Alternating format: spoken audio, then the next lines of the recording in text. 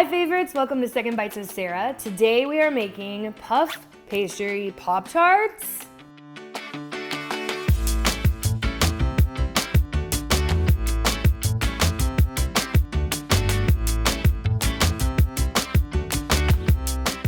First thing we're gonna do is cut down our apples.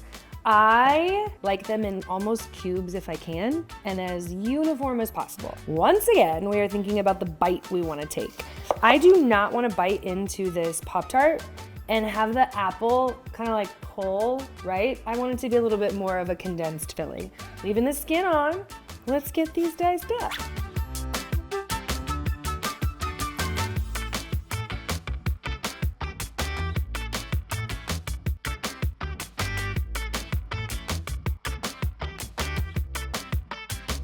So again, they don't have to be perfectly uniform, but just let's get them roughly to the same shape. But the way I just cut my slices, I've got these nice little rectangles and cubes, and I think it looks cute. They can go straight into your skillet. I'm doing 2 whole green apples. Do whatever apples make you happy. I like the tartness of the Granny Smiths against the sugar and the cinnamon we're gonna put in it. I think it just gives it a little bit more of a balanced flavor, but you do you.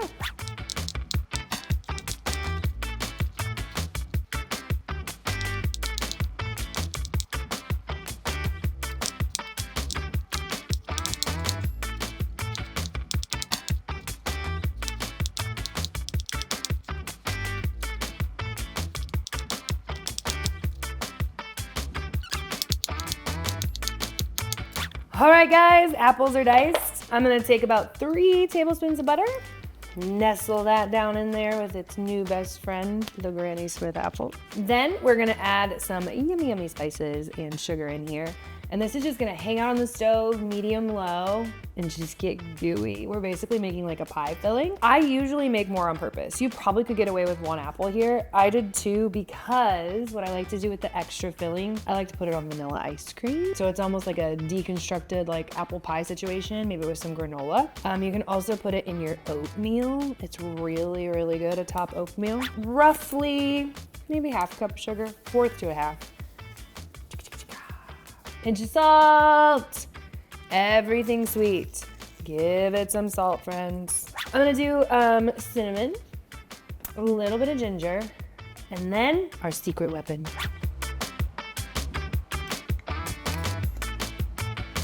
Secret weapon is the cardamom vanilla syrup that I've made on another episode. We talked about putting it in cocktails, but this is going to add a certain something to this that people are gonna be like, Essentially, this butter and syrup is going to make an ooey gooey simple syrup-esque situation for the apples. So it's totally fine to add this in liquid. I don't know, maybe a tablespoon or so. On the stove, medium-ish.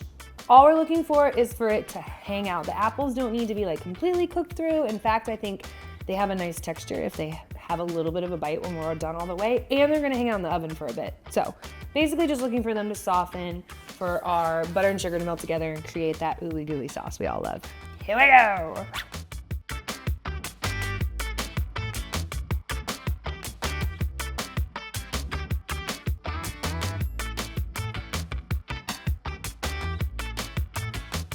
Oven is up to 375. I'm gonna go ahead and prep my stone. Cookie sheet is fine too. And then we're going to get our puff pastry ready. Do thaw this overnight. You could probably do the counter for a couple hours. I just try to do my best overnight. Now, this is the bougie brand, y'all. They were sold out of the cheaper brand, so I had to get it, right? I had no other choices or options. We're gonna unwrap and essentially get some rectangles going together. God bless whoever decided to mass produce pre-made puff pastry dough. God bless them. Alrighty, I'm gonna try to get 4 out of this. So, half first. We're just looking for 2 rectangles that can be partners, that can be each other's friends. You could do like croissant style if you wanted and do triangles.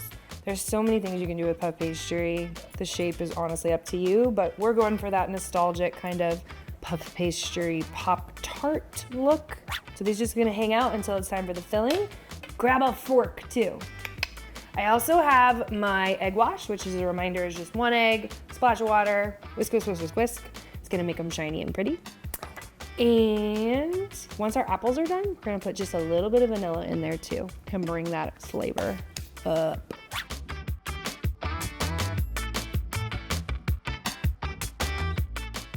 Apples smell so good. Everything's incorporated. I did add a little bit more sugar.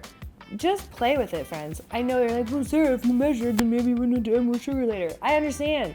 I'm playing in the kitchen. So added maybe, I don't know, a couple more tablespoons of sugar. What I was looking for was the consistency of the sauce to be a little bit more gelatinous. So some moisture is gonna come out of the apple. You've also got moisture from the butter. So yeah, feel free to add more sugar if you feel like it's too thin. I'm about to pull it off the heat, so I'm just gonna add a splash of vanilla and then bring it over here and we're gonna start assembling. All right, friends, we're ready to assemble. Very hot, gooey, sticky, really smelling good apples. I grabbed a slotted spoon, I'll tell you why in a minute. Egg wash, I grabbed some turbinado sugar. If you're like, what is that? It's basically just really chunky, fat crystals of sugar that you may have seen like atop pastries before. So we're gonna do some of that today with the egg wash. We could totally make a frosting really fast if we wanted to, or use store-bought frosting if you wanted your Pop-Tarts frosted. For me, I'm just gonna go turbinado sugar and the egg wash. Egg wash is gonna go on top. It has 2 jobs. The first one is to keep it glossy and pretty when you see puff pastry or any pastry dough, honestly, that has that sort of golden, shiny hue. It's usually from something you can put on, like an egg wash. It's also going to help the sugar stick, so the sugar doesn't come off the sides and it stays on top. Here we go. I get excited and I tend to put too much filling in these. So I'm gonna try to be cognizant of that this time. But the reason I'm gonna use a slotted spoon is because this beautiful gooey sauce in here, we are going to find things to do with, but we don't want too much of it in the puff pastry because it can bake out. As well as when I bite into that puff pastry, I wanna make sure every bite has some apple in it. So I'm just gonna slot it and let it drip out a little bit before I go to stuff them. So one side of your puff pastry gets apples. Leave a little room around the edges so we can seal these off. Partner in crime comes across and they get laid on top. I don't have a ton of room on my cutting board, so I'm gonna do one at a time because I wanna make sure I can seal them off. This is what your fork's for. Don't wanna completely pierce through the dough. It'll thin it out and make it look kind of feathery, but we do want enough pressure on there that we're pretty sure nothing's gonna get to escape, right? We want all of our yummy things to stay inside of there. So I'm just going around the edge with my fork. Also kind of looks pretty. And sealing it off so when this goes in the oven, our apples don't squeeze out, run away. We want them to stay inside. Spatula is just gonna help you get it onto your cooking sheet without it losing too much of its form. You could also form these on your cookie sheet. I've done that before too, just so there's less transferring. That would have been smart, actually. Number 1's down. You can do whatever you want, design, star, whatever you want. I'm just gonna do a few slits. What that does is it helps the steam escape as well as it looks pretty.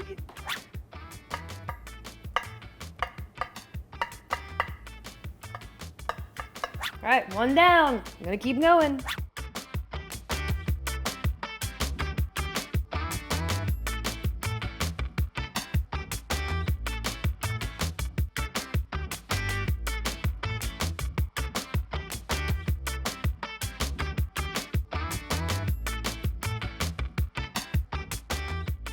I just tasted the filling. It's really good, and I will talk about some things we can do with that extra filling. For now, we've got our beautiful puff pastries, all 4. They're already oozing and goozing a little bit.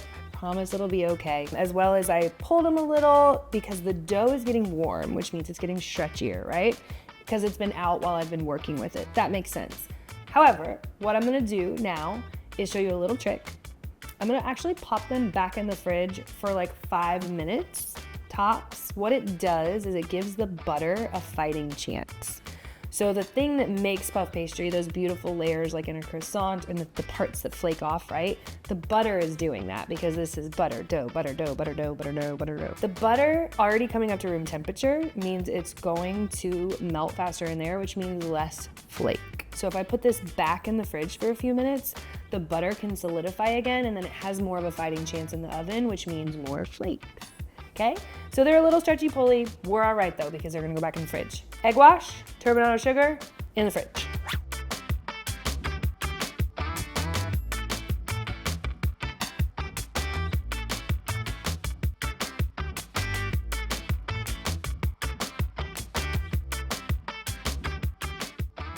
All right, fridge for 5 minutes, then they're gonna bake.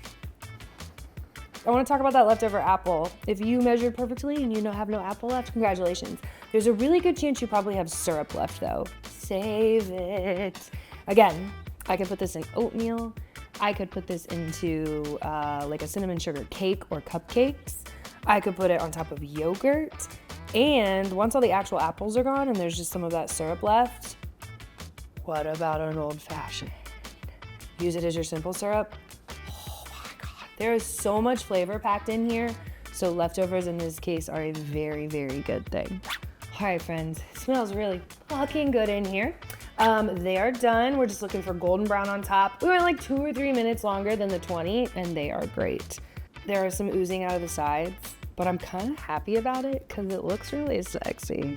But I could work on my fork pokes a little better. But for now, I think I have to take a test taste. It's very, very hot, so I am gonna grab a fork. You can eat them just as. Obviously, they're bangering with a cup of coffee. You could put ice cream on top. We talked about doing a frosting. Just yes. Just yes. Flaky, warm, gooey. Here we go. Oh my God. It's tart, it's chewy, it's sweet. There's a nice crunch from the sugar. It's steaming. Fuck yeah, guys. Hey favorites, thanks for watching. We'll see you next time on Second Bites with Sara.